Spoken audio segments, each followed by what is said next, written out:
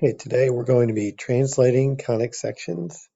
What that means is we might have like an ellipse or something, and instead of, I think in the past, we've always had the center at 0, 0. We may be moving it up or down, right or left, kind of translating it around. So that's what this section is all about, is translating conics. So we have new equations. So you may notice that these are not the same as the equations you have used in the past. The biggest difference you'll see is the addition of h and k in all these formulas. So all the old formulas are still good, except some of these formulas have h and k in them now. So that's the change in the formulas. I think all your other formulas used to be just x squared over a squared, y squared over b squared, etc. So we've added h and k to some of these formulas. Now, some of the formulas will remain the same. In other words, for ellipses, I think it's, for both kinds, it's c squared equals a squared minus b squared. That formula is still true. A is always bigger than b. That's still true for all ellipses. So even if they're translated, the other formulas would still remain true. But go ahead and write these down in your notes, because I'll let you use your notes on your quiz and your test. I'll let you use your formulas anyway in your quiz or your test. Okay, so the first thing you need to do is identify, is this a horizontal or vertical ellipse? And it looks like the bigger number here is underneath x. So this looks to be a horizontal ellipse. So I would be using this formula right here. So if you want to kind of think about that formula here, I'm going to just write it out so it'll be easy to see. So x minus h squared over a squared plus y minus k squared over b squared is 1. So really it's just a matter of identifying your h and k, like h and then k. But you got to be careful a little bit with that, because the minus sign in the formula makes it a little bit tricky. So h, if you think about your ordered pair for the center, h is going to be positive 2, because x minus h, x minus 2, and k is going to be negative 1, because it's y minus k, y minus negative 1 is what that would say if that was in the same form. We've done that before with circles before. So 2, negative 1. So there's a point at 2, negative 1. That's your center of the, in this case, the ellipse, right? Your a value is, so a squared is 9, right? So a squared equals 9 according to the formula. So a equals 3. B squared is 4, so b squared equals 4. So b equals 2. So the way I think about this is underneath x is always horizontal movement. So we're going 3 to the right from the center, not from the origin. Now it's from the center. 1, 2, 3 to the right. 1, 2, 3 to the right. And we're going vertically. Underneath y is always vertical movement. So I'm going up 2 from the center and down 2 from the center. And it's not the prettiest ellipse there, but that's the ellipse that we need. Remember the major axis, this is a horizontal ellipse, so the major axis is this one, and somewhere on that major axis are the 2 focus points. So here's the formula for those focus points, which could help us here.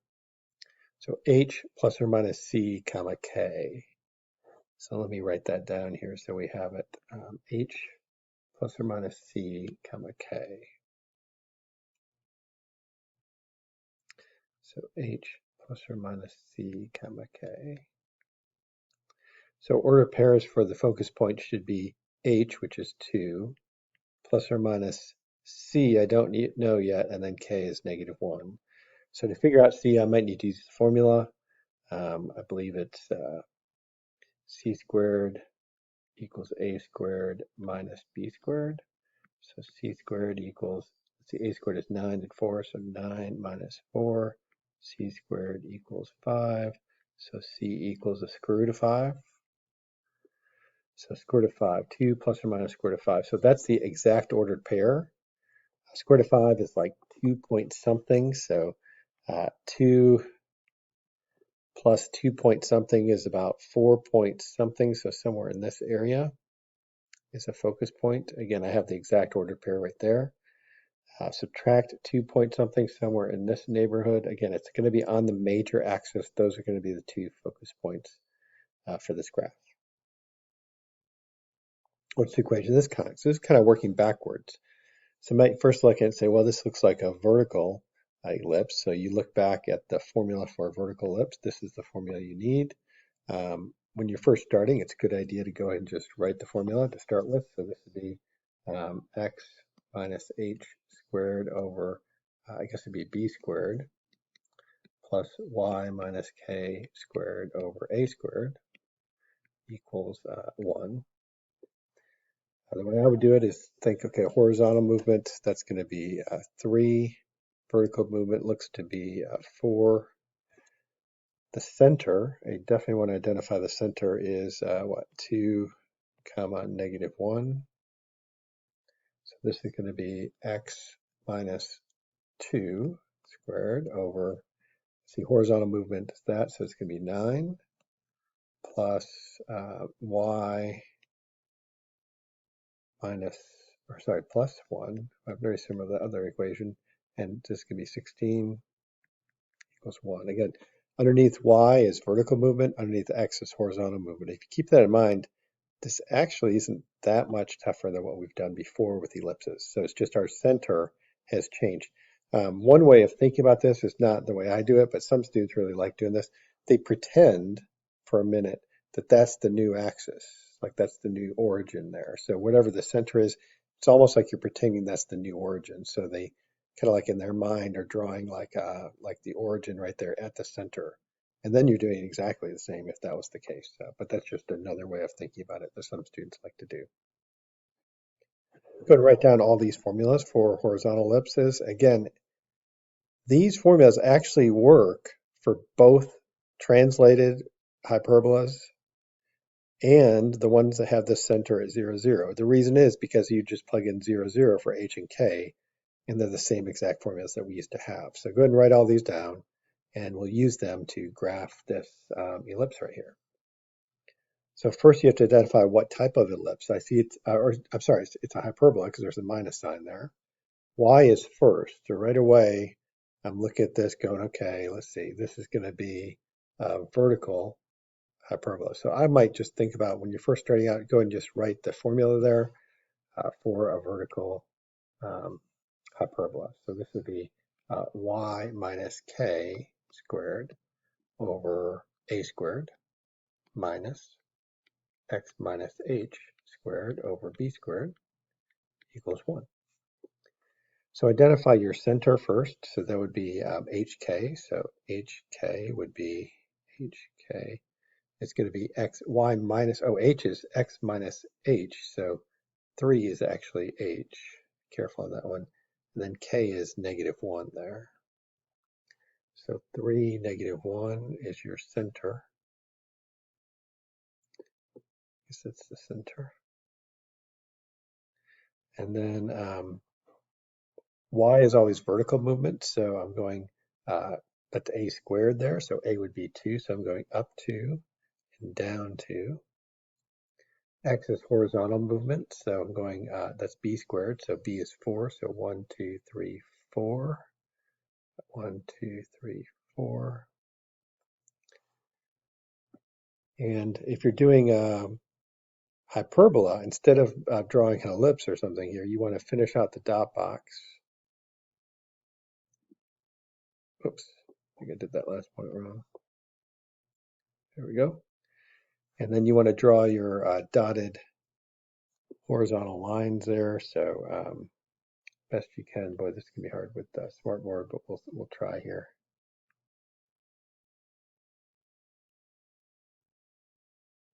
That's not too bad. So it's a dotted line there. Doing the best I can. That goes through the corners of that hyperbola there, the dot box. So this is definitely a vertical hyperbola. So this vertical point here is a vertex. This vertical point here is a vertex. You can go and graph or sketch out the hyperbola. I'm just going to approach those asymptotes there like that. It's a pretty good graph. You might want to add the focus points, depending on whether I ask for those or not. So the formula for that is, let's see, c squared equals a squared plus b squared for hyperbolas.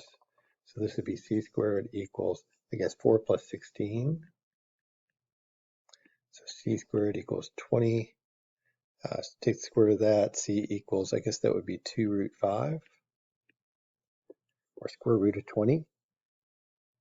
So the formula for the focus, let's go back to the formulas for a focus. So for this type of ellipse, the focus is h comma k plus or minus c.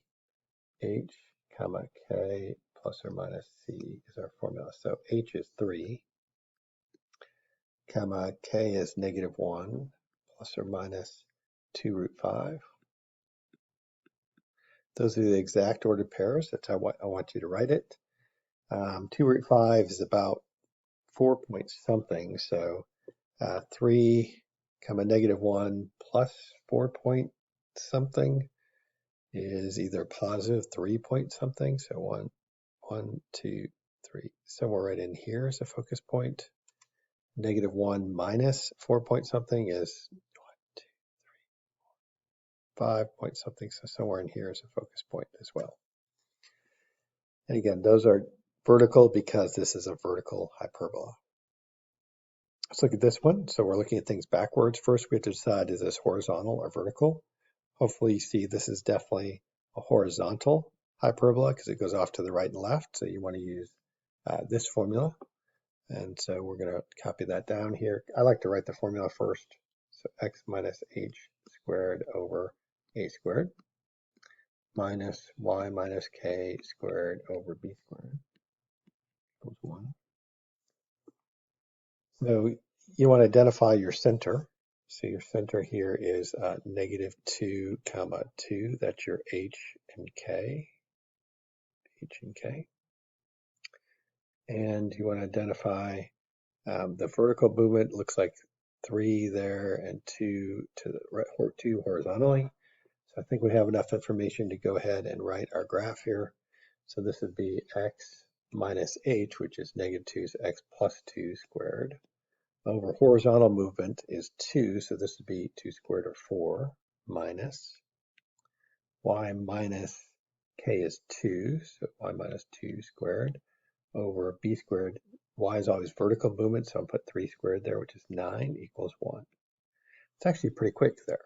So given a graph, you should be able to sketch that out. And again, if you wanted to find the focus points, the transverse axis is right here, right? That's called the transverse axis.